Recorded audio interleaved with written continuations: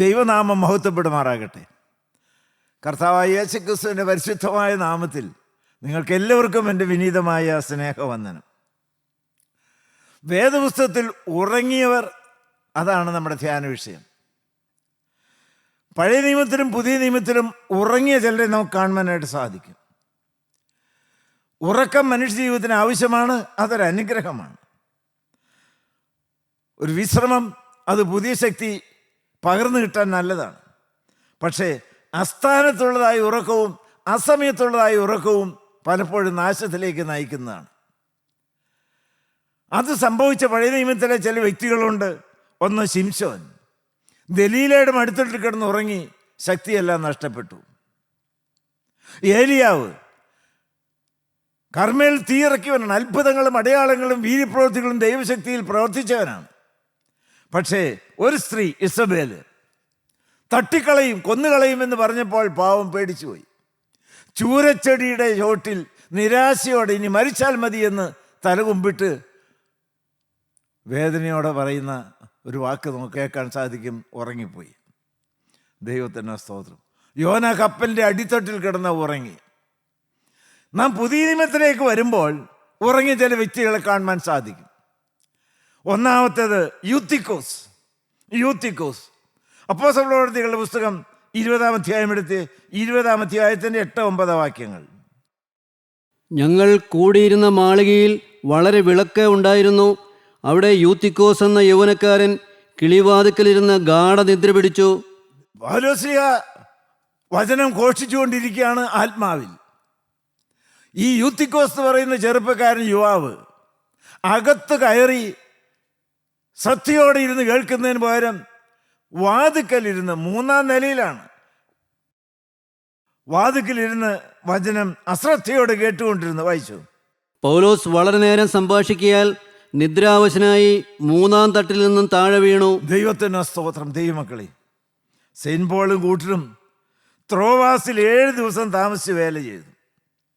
7-ാമത്തെ ദിവസം ഞാൻ പറയും ഒരു ഹോൾ നൈറ്റ് പ്രയറാണ്, മുഴുരാത്രി പ്രാർത്ഥനയാണ് എന്ന് വേണം വിചാരിക്കാൻ.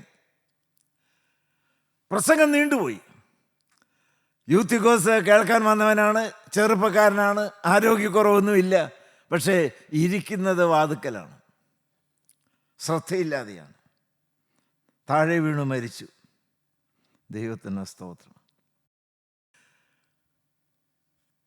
പൗലോസ്ലീഹ ആ വ്യക്തിക്ക് ജീവൻ തിരിച്ചു കൊടുത്തു, അത്ഭുതം പ്രവർത്തിച്ചു. ദൈവമക്കളെ, പ്രായോഗികമായിട്ട് ചില കാര്യങ്ങൾ പറയട്ടെ. അശ്രദ്ധയോടെ വചനം കേൾക്കാനായിട്ട് നിങ്ങൾ വന്നിരിക്കരുത്.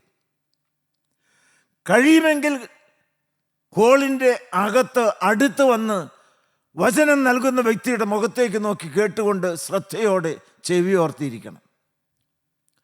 നിങ്ങളുടെ ഹൃദയവും നിങ്ങളുടെ ബുദ്ധിയും നിങ്ങളുടെ ശ്രദ്ധയും മുഴുവനായിട്ട് തുറന്നിരിക്കണം. വചനം ദൈവത്തിൻ്റെ ആത്മാവാണ്, വചനം ജീവനാണ്, വചനം കർത്താവായ യേശുക്രിസ്തുവാണ്. ദൈവത്തിന് സ്തോത്രം. ദൈവമക്കളെ, ഞാനിത് അനുഭവിച്ചുകൊണ്ടാണ് പറയുന്നത്. വചനത്തിൻ്റെ ശക്തി, വചനം എനിക്ക് മാധുര്യമാണ്, അണ്ണാക്കിന് മധുരമാണ്. ഹല്ലേലൂയ. ദൈവത്തിന് സ്തോത്രം. മതിമറന്ന് ഞാൻ അതിന് മുമ്പിൽ ഇരിക്കാറുണ്ട്.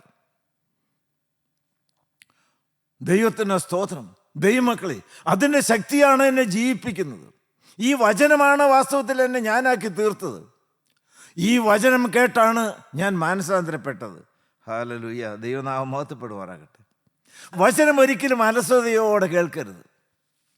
എങ്ങനെയെങ്കിലും തീർന്നാൽ മതി എന്ന് ഓച്ച് നോക്കി സമയം ചെലവഴിക്കുന്ന ദൈവമക്കൾക്ക് അത് ശാപമായി തീരും. ഉടനെ എഴുന്നേറ്റ് പോകാനോ ഇടയ്ക്കൊക്കെ ഒന്ന് പുറത്തു പോകാൻ വേണ്ടിയിട്ടല്ലേ വാതുക്കലിരിക്കുന്നത്. ദൈവമക്കളെ, അപ്രകാരമുള്ള അലസത മനോഭാവം വചന കേൾവിക്ക് വരുന്നത് ദോഷമാണെന്നുള്ള കാര്യം പ്രത്യേകിച്ച് ഓർപ്പിക്കുകയാണ്. ദൈവത്തിൻ്റെ മഹത്വം. നിങ്ങൾ എന്ത് പറയുന്നു? വചനം കേൾക്കാൻ നിങ്ങൾ താല്പര്യത്തോടെ വരണം. വചനം നിങ്ങൾ വായിക്കണം, വചനം നിങ്ങൾ ധ്യാനിക്കണം, വചനം നിങ്ങൾ ഉരുവിടണം, വചനം നിങ്ങൾ ഘോഷിക്കണം. ഹല്ലേലൂയ. ദൈവത്തിൻ്റെ മഹത്വം, കർത്താവിന് സ്തോത്രം. അത് വിത്താണ് ദൈവമക്കളെ. അത് കിടന്നാൽ അതെപ്പോഴെങ്കിലും തക്ക സമയത്ത് അത് മുളയ്ക്കും. പിറ്റേ ദിവസം തന്നെ ആയിരിക്കണമെന്നില്ല. നീക്കോദീമോസ് കർത്താവിൽ നിന്ന് വചനം കേട്ടു, ഉടനെ ഒന്നും പ്രവർത്തിച്ച് ഫലം കണ്ടില്ല. പക്ഷേ കർത്താവായ യേശുക്രിസ്തുവിൻ്റെ ക്രൂശിലെ മരണം അവനെ പരസ്യശിഷ്യനാക്കി മാറ്റി. അതുപോലെ ഈ വചനം ഇന്ന് നിങ്ങളെ ജീവിപ്പിക്കട്ടെ. ഹല്ലേലൂയ. ഈ വചനം നിങ്ങൾക്ക് തീയായി ജ്വലിപ്പിക്കുന്ന അഗ്നിയായി നിങ്ങളെ ഇന്ന് കത്തുപിടിപ്പിക്കട്ടെ. ഹല്ലേലൂയ. ദൈവനാമം മഹത്വപ്പെടും. ഈ വചനം നിങ്ങളുടെ കല്ലുപോലുള്ള ഹൃദയത്തെ തകർക്കട്ടെ. ഈ വചനത്തിൽ കൂടി ആത്മാവ് വ്യാപരിച്ച് നിങ്ങൾക്ക് ഉറ്റബോധവും പാവബോധവും അനുതാപവും തരട്ടെ. ദൈവത്തിന് സ്തോത്രം. ദൈവമക്കളെ, കഴിയാവുന്നിടത്തോളം നിങ്ങൾ വചനം കേൾക്കാൻ ഓടി വരണം. അകത്ത് കയറിയിരിക്കണം. ദൈവത്തിന് ഹൃദയം തുറന്ന് നിങ്ങൾ അത് കേട്ടുകൊണ്ടിരിക്കണം. ഈ വചനം നിങ്ങളെ രൂപാന്തരത്തിലേക്ക് നയിക്കും. യൂത്ത് കോഴ്സിൻ്റെ ആ അനുഭവം നിങ്ങൾക്കുണ്ടാകാതിരിക്കാൻ നിങ്ങൾ പ്രത്യേകം ശ്രദ്ധിക്കുക. ഒരു തിരുത്തലായിട്ട് നിങ്ങളത് സ്വീകരിക്കണം എന്ന് ഞാൻ പ്രത്യേകിച്ച് ഓർപ്പിക്കുകയാണ്. ദാഹത്തോടെ വചനം ശ്രദ്ധിക്കണം. നന്ദിയോടെ സ്തോത്രം. ദൈവത്തിന് സ്തോത്രം. രണ്ടാമത് എനിക്ക് പറയുവാനായിട്ടുള്ളത് അപ്പോസ്തല പ്രവൃത്തികൾ 12-ാം അധ്യായത്തിൻ്റെ 6-ാമത്തെ വാക്യം വായിച്ച്. അപ്പോസ്തല പ്രവൃത്തികൾ 12-ാം അധ്യായത്തിൻ്റെ 6-ാമത്തെ വാക്യം. ഹെരോദാവ് അവനെ ജനത്തിൻ്റെ മുമ്പിൽ നിർത്തുവാൻ ഭാവിച്ചതിൻ്റെ തലേ രാത്രിയിൽ പത്രോസ് 2 ചങ്ങലയാൽ ബന്ധിക്കപ്പെട്ടവനായി പത്രോസിന്റെ കർത്താവായി യേശുക്രിസ്തുവിൻ്റെ ക്രൂശിലൊരുക്കിയതായ രക്ഷയുടെ സന്ദേശം ഘോഷിക്കുന്നു. അത് അന്നത്തെ ഭരണാധികാരികൾക്ക് ഒട്ടും ഇഷ്ടമായില്ല. ദൈവത്തിന് സ്തോത്രം. ദൈവത്തിന് സ്തോത്രം. ദൈവമക്കളെ, അഗ്രിപ്പ രാജാവ് ഒന്നാമൻ എന്ത് ചെയ്തു? പത്രോസിൻ്റെ മേൽ കലുതുള്ളിക്കൊണ്ട് അടുത്തു ചെന്നു. പത്രോസിനെ പിടിച്ചു, തടവിലാക്കി. ദൈവത്തിന് സ്തോത്രം. പത്രോസിനറിയാൻ കൊല്ലം കൊണ്ടുപോവുകയാണ്. കാരണം അതിൻ്റെ തൊട്ട് തലേ ദിവസം യാക്കോബിനെ കൊന്നതായ ആ വേദന പത്രോസ്ലീഹ അയവിറക്കിക്കൊണ്ടാണ് ജയിലിലേക്ക് പോകുന്നത്. ഒന്നുകൂടെ വായിച്ച്. ഹെരോദാവ് അവനെ ജനത്തിൻ്റെ മുമ്പിൽ നിർത്തുവാൻ ഭാവിച്ചതിൻ്റെ തലേ രാത്രിയിൽ പത്രോസ് 2 ചങ്ങലയാൽ ബന്ധിക്കപ്പെട്ടവനായി 2 പടയാളികളുടെ നടുവിൽ ഉറങ്ങുകയായിരുന്നു. ദൈവത്തിന് ദൈവമക്കളെ, ഉറക്കമുള്ള നമ്മുടെ വിഷയം. 2 പടയാളികൾ. പത്രോസ്ലീഹായുടെ കൈ ഒരു പടയാളിയിലേക്കും മറ്റൊരു കൈ മറ്റൊരു ആളുടെ പടയാളിലേക്കും ബന്ധിച്ചിരിക്കുകയാണ്. ചങ്ങലയിലാണ്. ദൈവത്തിന് സ്തോത്രം. ചങ്ങല കൊണ്ട് ബന്ധിച്ചു, ഉള്ളറയിലാക്കി. 1-ാം കാവലും 2-ാം കാവലും എല്ലാം ഉണ്ട്. ഇരുമ്പ് വാതിലുകൾക്കുള്ളിലാണ്. ഒരിക്കലും രക്ഷപ്പെടാൻ വയ്യാത്ത വിധത്തിലൊരു റിഗറസ് ഇംപ്രസൺമെൻ്റാണ്. വലിയൊരു ജയിൽ മുറി. ഹല്ലേലൂയ. ദൈവത്തിന് സ്തോത്രം. എപ്പോൾ വേണേലും ഈ അഗ്രിപ്പ രാജാവിൻ്റെ വാള് വന്ന് കഴുത്തിൽ വീഴാം. യാക്കോബിനെ കൊന്നുപോലെ എന്നെയും കൊല്ലും. ഹല്ലേലൂയ. ദൈവമക്കളെ, നിങ്ങൾ ചിന്തിച്ചിട്ടുണ്ടോ? അതിൻ്റെ മധ്യത്തിൽ ഈ രംഗത്ത് ഉറക്കത്തിലാണ് പത്രോസ്ലീഹ. ആർക്ക് സാധിക്കും? എങ്ങനെ സാധിക്കും? ഹല്ലേലൂയ. ദൈവത്തിന് മഹത്വം, കർത്താവിന് സ്തോത്രം. ദൈവമക്കളെ, അതാണ് സകല ബുദ്ധിയെയും കവിയുന്ന ദൈവസമാധാനം. പത്രോസ്ലീഹയുടെ വിശ്വാസത്തിൻ്റെ ധീരത. ജീവിക്കുന്ന ക്രിസ്തുവും മരിക്കുന്ന ലാഭവുമാണ് എന്ന് പൗലോസ്ലീഹ പറഞ്ഞതിൻ്റെ മർമ്മം നിങ്ങൾക്ക് പിടികിട്ടിയോ? അവർക്ക് പരമാവധി ചെയ്യുവാൻ സാധിക്കുന്ന എന്താണ്? കഴുത്ത് വെട്ടാം, കൊല്ലാം, ഈ ശരീരത്തെ ഉപദ്രവിക്കാം. പക്ഷേ ആത്മാവ് പറന്നുയരും. വ്യക്തമായ ബോധ്യവും ഉറപ്പുമുണ്ട്. ആ വ്യക്തി ജീവിതത്തിലെ ധൈര്യവും സമർപ്പണവും. ഈ രംഗത്തെക്കുറിച്ച് നിങ്ങൾ എന്ത് പറയുന്നു? ഭർത്താവ് കരുത്തോടെ അല്പം ഗൗരവത്തോടെ കോപിച്ചൊരു വാക്ക് പറഞ്ഞാൽ 3 ദിവസത്തേക്ക് മ്ലാനമായി മിണ്ടാതെ പട്ടിണി കിടക്കുന്നതായ ഭാര്യമാർ. ഏതെങ്കിലും വേദനാജനകമായ രംഗം വന്നാൽ, നിരാശയുടെ രംഗം വന്നാൽ, സാമ്പത്തികമായൊരു ഞെരുക്കം വന്നു കഴിഞ്ഞാൽ എല്ലാം തകർന്ന് തരിപ്പണമായി വിശ്വാസ ജീവിതം താഴെ വെച്ച് എല്ലാം കെട്ടിമൂടിയിരിക്കുന്നതായ ചില ദൈവമക്കൾ. ദൈവത്തിന് സ്തോത്രം. ദൈവമക്കളെ, ഇവിടെ പത്രോസ്ലീഹയുടെ വ്യക്തിപരമായ ജീവിതത്തിൽ ഞാൻ ആരെ വിശ്വസിച്ചിരിക്കുന്നു? എൻ്റെ ജീവിതം ആരുടെ കരങ്ങളിലേക്കാണ് കൊടുത്തത്? ആ കർത്താവായി യേശുക്രിസ്തു ജയിലിന് പുറത്തല്ല, ഞാൻ ജയിലിനകത്തായിരിക്കുന്ന പോലെ യേശു എന്നോട് കൂടെയുണ്ട്. എനിക്കൊരു ചങ്കുണ്ടെങ്കിൽ കർത്താവായി യേശുക്രിസ്തു ചങ്കിനകത്തുണ്ട്. ദൈവം എനിക്ക് അനുകൂലമെങ്കിൽ പ്രതികൂലം ആര്? ഹല്ലേലൂയ. ദൈവത്തിന് സ്തോത്രം. വ്യക്തിപരമായ ജീവിതത്തിലെ ധൈര്യം ദൈവസാന്നിധ്യത്തിൻ്റെ ചൂടനുഭവിക്കുന്നു മാത്രമല്ല, ദൈവമക്കൾ അനേകർ പ്രാർത്ഥിക്കുകയാണ്. 12-ാം അധ്യായം 5-ാമത്തെ വാക്യം വായിച്ച്. 12-ാം അധ്യായത്തിന്റെ 5-ാമത്തെ വാക്യം.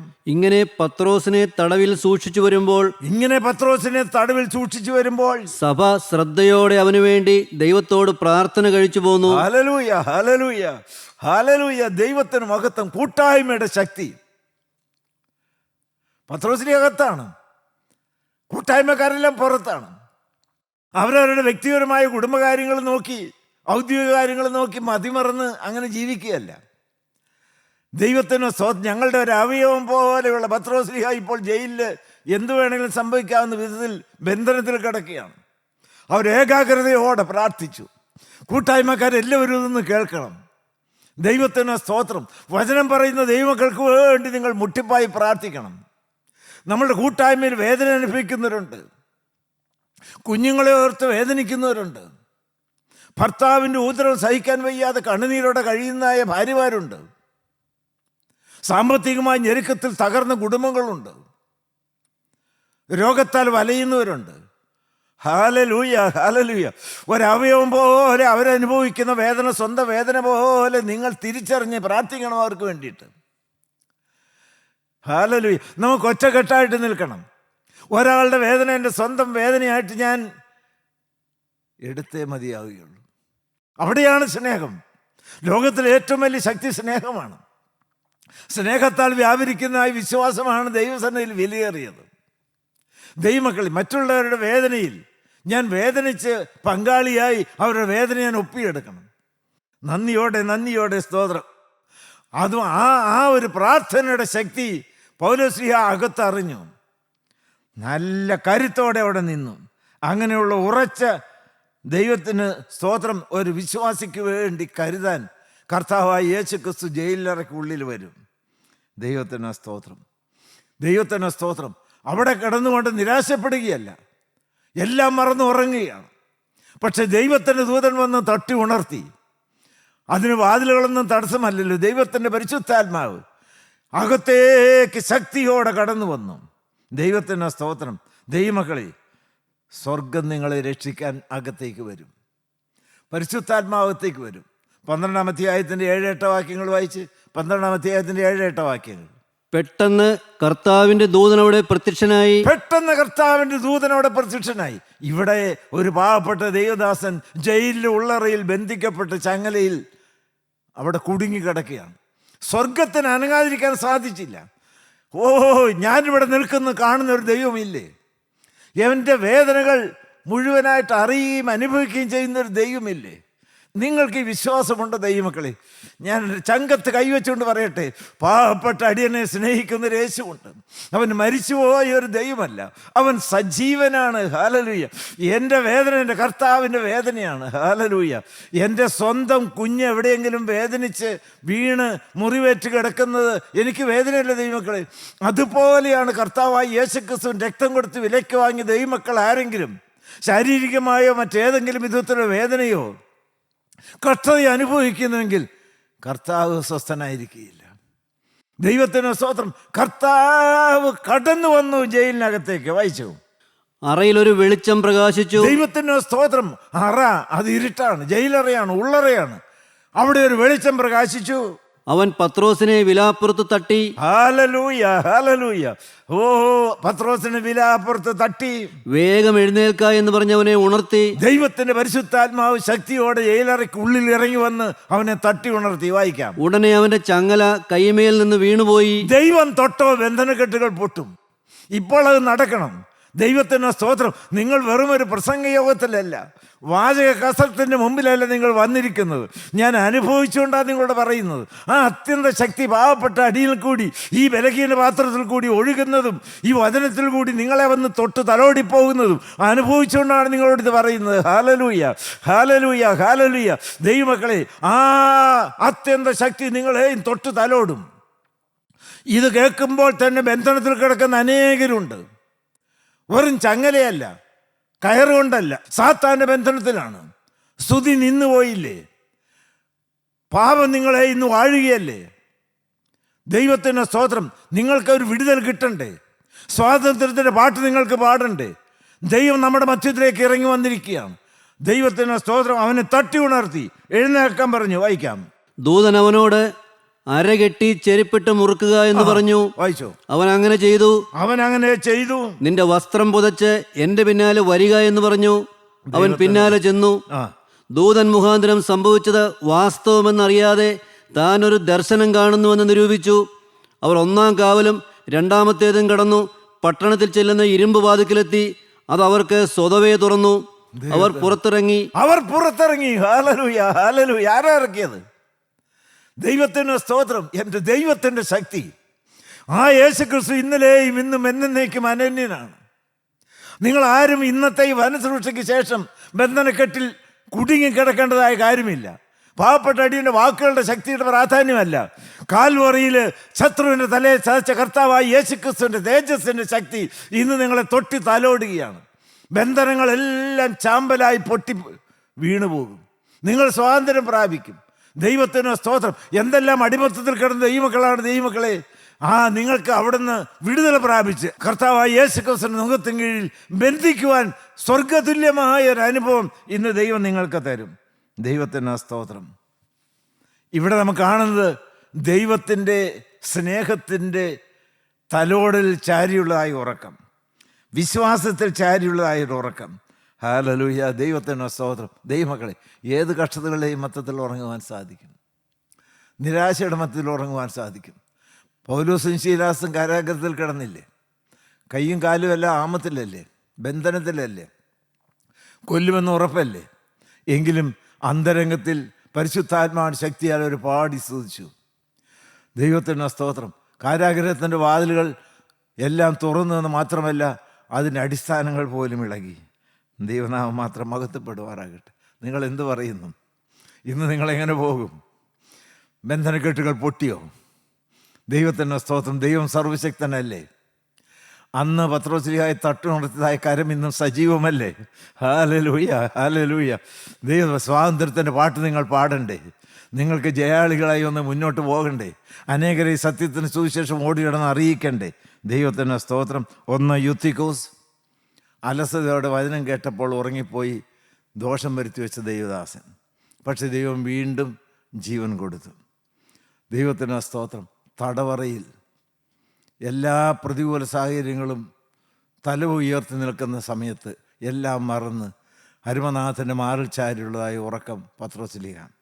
3-ാമത്തത് ആരാണ്? മത്തായിയുടെ സുവിശേഷം 26-ാം അധ്യായം 40-41 വാക്യം വായിച്ച്. മത്തായിയുടെ സുവിശേഷം 26-ാം അധ്യായം 40-41 വാക്യങ്ങൾ. പിന്നെ അവൻ ശിഷ്യന്മാരുടെ അടുക്കൽ വന്നു. അവർ ഉറങ്ങുന്നത് കണ്ട് പത്രോസിനോട്, എന്നോടുകൂടെ 1 നാഴിക പോലും ഉണർന്നിരിപ്പാൻ നിങ്ങൾക്ക് കഴിഞ്ഞില്ലയോ? പരീക്ഷയിൽ അകപ്പെടാതിരിപ്പാൻ ഉണർന്നിരുന്ന് പ്രാർത്ഥിപ്പീൻ. ഗെത്സമനിൽ ഉറങ്ങിപ്പോയതായ പത്രോസ്, യാക്കോബ്, യോഹന്നാൻ. കർത്താവായ യേശുക്രിസ്തു ഗെത്സമനിയിൽ കവിണ് വീണ് അവിടെ കിടന്നു. ഉറങ്ങുകയല്ല, കവിണ് വീണ് അവിടെ കിടന്നു. ദൈവത്തിന് സ്തോത്രം. ഹൃദയം പകർന്നു. എന്താണ് പ്രാർത്ഥിച്ചത്? പിതാവേ, എൻ്റെ ഇഷ്ടമല്ല നിൻ്റെ ഇഷ്ടം നടക്കണമേ. ആ രംഗം വളരെ വലുതാണ്. ദൈവത്തിന് സ്തോത്രം. ദൈവമക്കളെ, കർത്താവ് പ്രാർത്ഥിച്ചപ്പോൾ കർത്താവായ യേശുക്രിസ്തുവിൻ്റെ രോമകൂപങ്ങളിൽ കൂടി രക്തം വലിയ തുള്ളി ചോര പോലെ വാർന്നു വലിച്ചു എന്നാണ് ലൂക്കോസ് 23 പറയുന്നത്. യേശുക്രിസ്തു പ്രാണവേദനയിലാണ്. നിങ്ങൾ എനിക്ക് വേണ്ടി ഉണർന്നെഴുന്നേറ്റ് പ്രാർത്ഥിപ്പീനെന്ന് ശിഷ്യന്മാരോട് കെഞ്ചി അപേക്ഷിച്ചിട്ടാണ് കർത്താവായ യേശുക്രിസ്തു ഗെത്സമനിയിലേക്ക് പോയി കവിണ് വീണ് കിടന്ന് ദൈവഹിതത്തിന് സമർപ്പിച്ചുകൊണ്ട് പ്രാർത്ഥിക്കുന്നത്. ദൈവത്തിന് സ്തോത്രം. മരിക്കേണ്ടി വന്നാൽ ഞാൻ നിന്നെ തള്ളി പറയില്ല, ഞാൻ നിന്നോടുകൂടി മരിക്കാൻ തയ്യാറാണ് എന്നെല്ലാം പറഞ്ഞതായ പത്രോസ്ലീഹ ഇപ്പോൾ എല്ലാം മറന്ന് അന്തം വിട്ട് ഉറങ്ങുകയാണ്.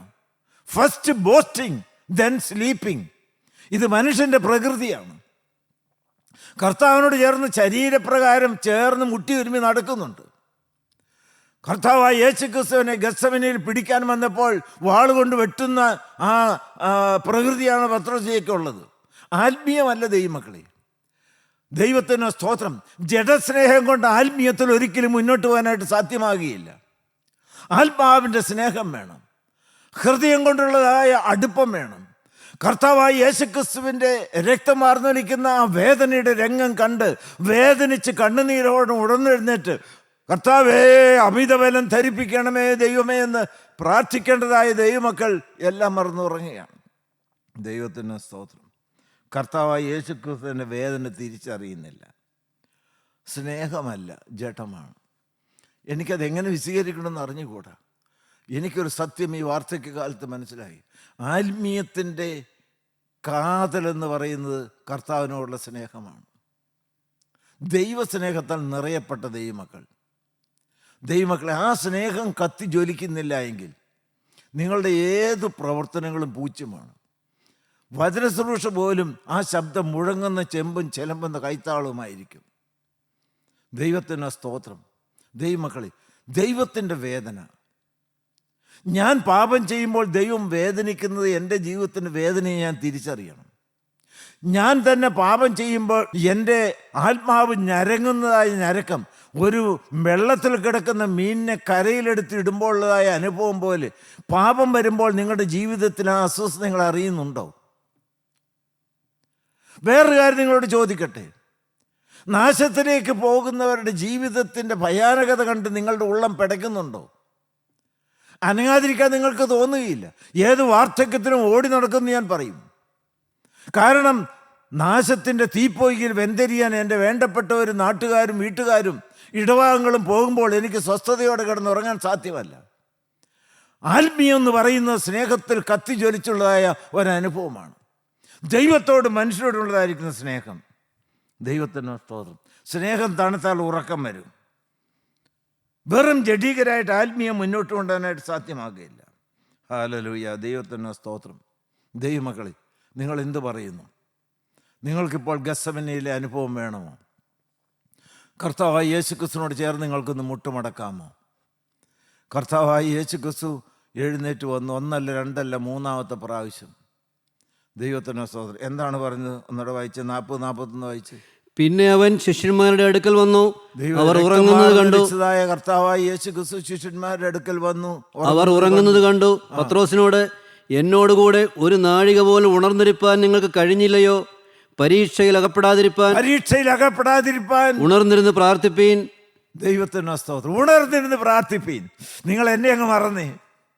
കർത്താവ് നിങ്ങളുടെ ഓരോരുത്തരുടെയും അടുക്കിലേക്ക് വന്നിരിക്കുകയാണ്. ആ രംഗം നിങ്ങൾക്ക് ബോധ്യമായോ?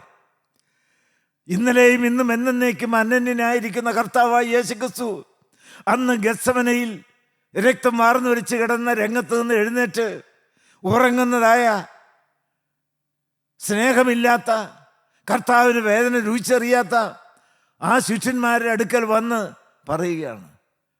അവരെ ഉണർത്തി. ദൈവത്തിന് സ്തോത്രം. പരീക്ഷയിൽ അകപ്പെടാതിരിപ്പാൻ ഉണർന്നെഴുന്നേറ്റ് പ്രാർത്ഥിപ്പീൻ. അത് നിങ്ങളോടാണ് പറയുന്നത്. ഇന്ന് ഉറക്കം, മയക്കം, നിരാശ, ഭാരം, അലസത, ദൈവത്തിൻ്റെ സ്തോത്രം എല്ലാം മാറുന്ന ദിവസമായി മാറട്ടെ. യേശു നിങ്ങളുടെ തൊട്ടടുക്കൽ വന്നിട്ടുണ്ട്. യേശു നിങ്ങളുടെ തൊട്ടടുക്കൽ വന്നിട്ടുണ്ട്. ഹല്ലേലൂയ. ഉറങ്ങുന്നവനെ എഴുന്നേറ്റ് പ്രകാശിക്കാം.